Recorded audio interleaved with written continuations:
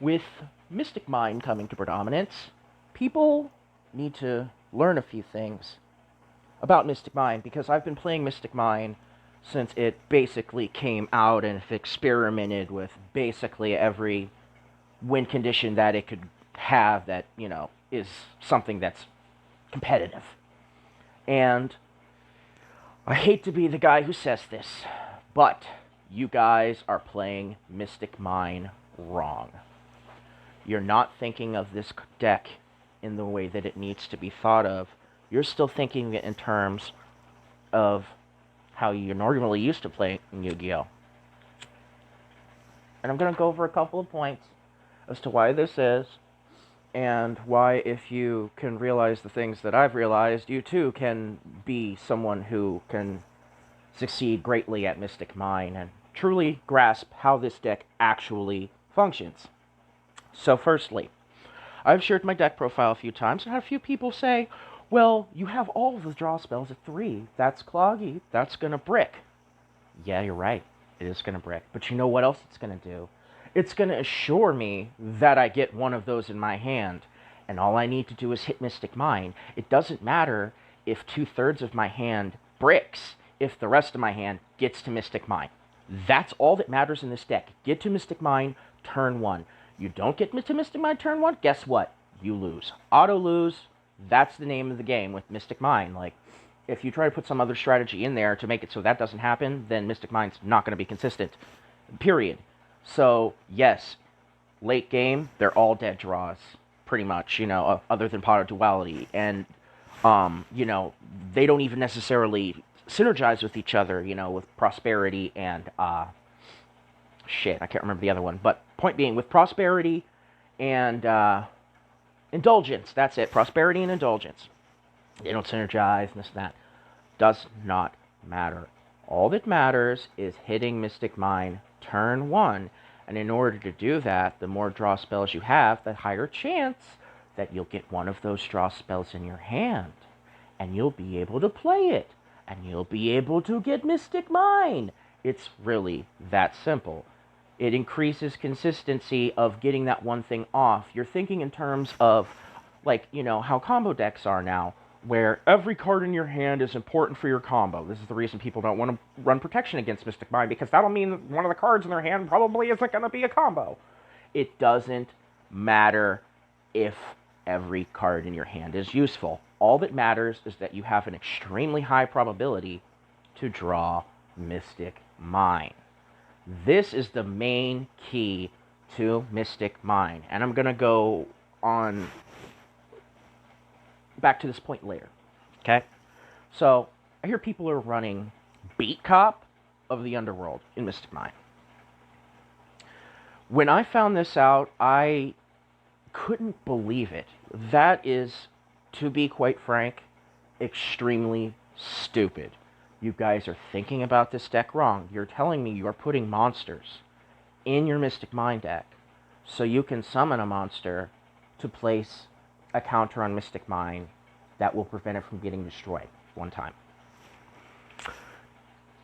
People are so focused on what cards are current and what cards are in the meta that they don't bother to look for other cards that might work in a deck that's unconventional, like Mystic Mine. Well, it just so happens there's this card, although it's completely unnecessary in a Mystic Mine deck, but if you must insist on putting a protection counter on Mystic Mine called Magic Reflector. And do you know what it does? The exact same thing as Beat Cop, only it's a spell that requires only one resource, it itself. No monsters in your deck, you play the card, that's it. You got the exact same effect of remove this counter instead of it being destroyed. Why would you run Beat Cop? You're thinking in terms of monster-based Yu-Gi-Oh! You should not be thinking in terms of monster-based Yu-Gi-Oh! You should be thinking in terms of Mystic Mine-based Yu-Gi-Oh! Because that's the deck you're playing. Okay? So, Beat Cop, get rid of it. Magic Reflector, but you don't need Magic Reflector, and I'm going to go into why later. Now, people run card, another thing that's very, very, very similar, Prohibition. It's an older card as well, but it's fairly well known. And the reason people run it is because they can just be like, you know, Twin Twisters. I call Twin Twisters. You can't use Twin Twisters anymore on me because I have Prohibition. Yes, that's true. But people are forgetting another older card that does the same thing, basically, but better. Called Curse Seal of the Forbidden Spell. And by the way, both of these cards would be basically hard counters to Mystic Mind. For all you people who are griping about not enough counters existing, these are two of them. Curse Seal of the Forbidden Spell. Discard a spell card. Well, you're going to have a whole bunch of those because of all the draw cards that are going to end up, you know, just being bricks after you hit Mystic Mind. Of course, it doesn't matter that they're bricks because you've already got your strategy out and it's just a waiting game at that point. Doesn't matter if you draw the win condition in a turn or 10 turns. Doesn't matter. So, Robe, Curse Seal of the Forbidden Spell. You discard a spell card. Activate this trap. Counter trap. Whatever spell card you negate, the opponent can no longer play it. Now, you might wonder, why would you want to use this card over a card like Prohibition when it requires you to minus yourself? Well, now, firstly, a minus in Mystic Mind doesn't hurt, because there's going to be a lot of leftover cards in your hand. Think back to a card like Summoner Monk, where people would run him in decks that have a lot of spell cards, to where once they've used the spell cards in their hand, you know, to get what they need, and they're drawing extra copies of the cards, they can now use that as fodder. It's the exact same thing, but the main reason for running it is because it's reactive and not proactive. You have to play Prohibition on your turn and call a card. So consider it the same as setting a trap, right? You have to set up the effect. But the difference is, what if they're not playing Twin Twister? What if instead they're playing Cosmic Cyclone? Well, now, not only have you wasted a card in your hand, not only do you have a card stuck on the field in your spell zones, which are precious in a Mystic Mind deck, because literally those are the only zones we're using, it's a complete waste when you could have proactively counter it, boom, the card's removed from the game permanently, I've got that slot back on the field to use for something else. People really need to look through all the cards in the game that are relevant to this kind of strategy, not just the ones everybody else is using. This is why my Mystic Mind deck, like, I've made multiple friends, and a lot of people who hate me online, who get their ass creamed by my Mystic Mind deck, and are like, holy crap, that's the most ridiculous Mystic Mind deck I ever played. Why? Because I look for these cards. I remember these cards because I'm an old school player, but even if I wasn't an old school player, I'm the kind of deck builder who will search through every relevant potential card that could go in a strategy, and I would have found them anyway. But people are not looking. They're copying each other. Mystic Mind is a deck you have to look at through a completely different perspective than 99% of other decks, okay? And this brings me to my next point. Superfluous cards. There's a lot of superfluous cards that people run in Mystic Mind. For example, Beat Cop, or if you were to run, say, Magic Jammer instead of Beat Cop, not Magic Jammer, Magic Reflector instead of Beat Cop, it would still be superfluous, and here's the reason why. They're win more cards. You don't need them to win. Mystic Mind and protection for Mystic Mind is literally the only thing that you need to win. You don't need, I can't remember the name of the spell card, people use it in Mystic Mind. It basically lets you set up your opponent's draws so they never draw until they're out. Well, the thing is, let them draw their out. Because I've got so much protection in my deck, as well as recursion, that it doesn't matter if I have to use a Solemn Judgment on you, because not only have I got another one in my hand, I've got the ability to recycle them back into my deck, you know, so and just reuse them over and over. Now, you might think a card like, I'm going to say that's in my deck, is Jar of Avarice, I believe. And Jar of Avarice is another old card. And almost any other deck would be a joke. But again, this is not a normal Yu-Gi-Oh! Deck. You need to be thinking fourth dimensionally, not with tunnel vision that's been programmed into you for the past decade by, you know, people's sheep level desire to play the same basic strategies. People who are playing Mystic Mind are still having that mindset. You need to ditch that mindset. You don't need to set up your opponent's draws to stop them from drawing their out, because you can out their out every single time if you don't have superfluous cards in your deck and instead have outs. Wow, what a concept. Okay, now let's talk about win conditions. Mystic Mine makes any non-monster based win condition viable. It's just about figuring out which one's the most effective. Well, you might be like, okay, well, how can I determine which one's the most effective? And it's really very simple. It goes back to the probability I'm talking about.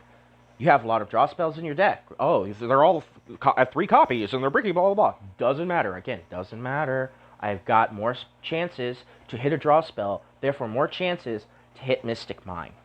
Okay? So that is why you want to max it. And the best win condition for that is one that's small. One that does not contain a lot of cards in order to get it off. Therefore, you have as much space as possible in your 40-card deck to fit in cards that allow you to access Mystic Mine and cards that allow you to protect Mystic Mine. That's why, with all of my playtesting, I have determined that the best win con is, in fact, Final Countdown. And a lot of people, I guess, in the new wave of Mystic Mine popularity are just decking their opponents out. That's the alternate win condition in every Mystic Mine deck. Another reason that Jar of Avarice is good in the deck is because it adds 4 more cards back to your deck, allowing you to have more cards in your deck than your opponent. There's just so many reasons why that card is good in that deck. You have to think about these things when you're building a deck. You have to consider this interaction, this interaction, this interaction. Okay, this card's not good in all of these decks, but because of how these mechanics work, it's amazing in this one. That's what you need to be considering. Final Countdown, however, feels a little bit more humane for the opponent, because at least you're trying to get a win condition off, rather than literally decking them out just by passing turns, not even milling them or anything.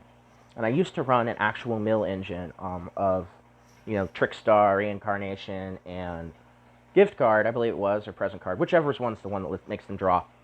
And it was a fairly small win condition, but that's when I realized if I had an even smaller win condition, this deck would be even more consistent, and that's what led me to Final Countdown. Mystic Mine makes Final Countdown extremely strong. Okay, so that's the thing, is like people were running Burn at first. Now people are, I guess, not running much of a win condition at all, but the thing is that you have to view this deck as an entity that functions under different rules. Every interaction and everything you need to consider as far as card advantage and all these other things you have to throw out the window, because the only thing that matters is that you at least have 1 out of the 5 cards in your hand that allows you to get to Mystic Mine. The more searches, the more draws you have, the higher chance you have of getting that in your opening hand, therefore the higher chance you have of getting Mystic Mine.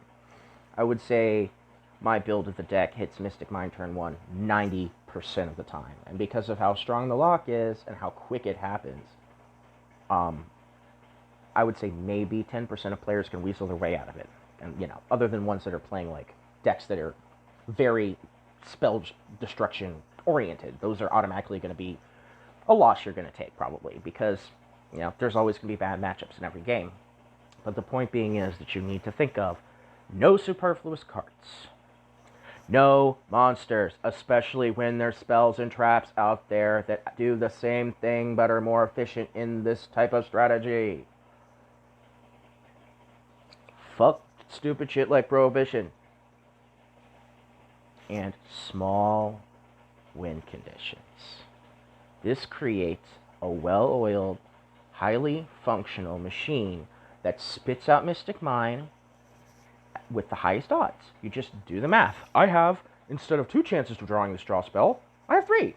It's just that simple. Like, therefore, there's 33.3% more chance that I'm gonna get the chance to draw Mystic Mine.